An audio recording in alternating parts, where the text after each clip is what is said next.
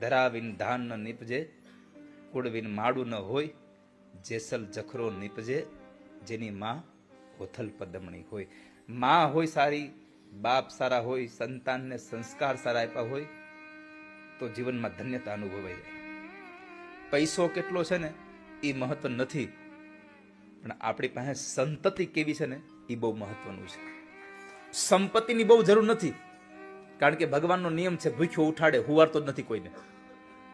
ભૂખ્યો ખાલી ઉઠાડે છે, ભૂખ્યો સુવારતો નથી કોઈને. પણ આ સંસારમાં સંપત્તિ ઓછી હોય તો ચાલે, પણ સંતતિમાં સંસ્કારો બહુ સારા હોવા જોઈએ. તમારા કરોડો રૂપિયાની સંપત્તિ હોય પણ તમારા દીકરાઓ અવળા રસ્તે ચડી જાય, તમારી કરોડો રૂપિયાની સંપત્તિ ધૂળને ધાણી થઈ જાય, તમારી પાસે કાંઈ ન હોય, ભલે નાનું એવું મકાન હોય, પહેરવા માટે ભલે પૂરતા જ કપડાં હોય ખાલી, પણ તમારા છોકરાઓના સંસ્કાર સારા હોય, સંતોની સાથે બેઠતા ઉઠતા હોય, સારા માણસોની સાથે રહેતા જતા હોય, કોઈના દુઃખમાં ભાગીદાર થતા હોય, તો આ સંસારમાં ભગવાન પણ રાજી થાય કહો સારા છોકરાઓ છે, તમારો પરિવાર તમારા ઉપર ગર્વ લઈ. તો આજે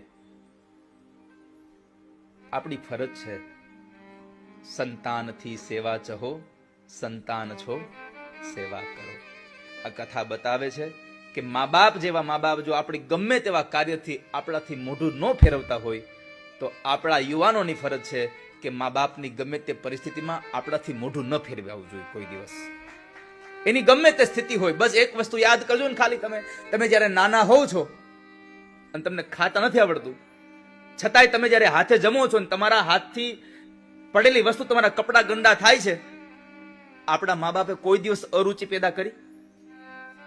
હાલો, આપણા મા બાપે કોઈ દિવસ એવું જોયું? અરે તમે વધારે કપડા ગંદા કરો તો એને જોઈને આનંદ આવે કે કઈ વાંધો નહીં, જાતે ખાય છે ને. તો બસ આ વાક્યને જિંદગી ભર યાદ રાખજો કે જ્યારે આપણને ખાતા નહોતું આવડતું, આપણા હાથે આપણને જ્યારે લેવાતું નહોતું, જ્યારે આપણી ઉંમર નાની હતી, આપણા હાથમાં તાકાત નહોતી, ત્યારે કપડાં બગડતા હતા, છતાં પણ મા બાપ કોઈ દી મોઢું નહોતા બગાડતા. તો જ્યારે મા બાપ વૃદ્ધ થાય અને એ જમતા હોય, જ્યારે એના હાથમાંથી કોળિયા પડી જાય ને ત્યારે કપડાં બગડે તો મોઢા ન બગાડશો ક્યારેય.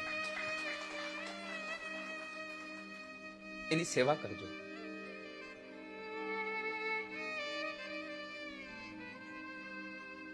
બાકી લાખો રૂપિયા કમાતા હશો પણ તમારા મા બાપ જો તમારાથી રાજી નહીં થાય તો એ લાખમાં શું છે? લાખો કમા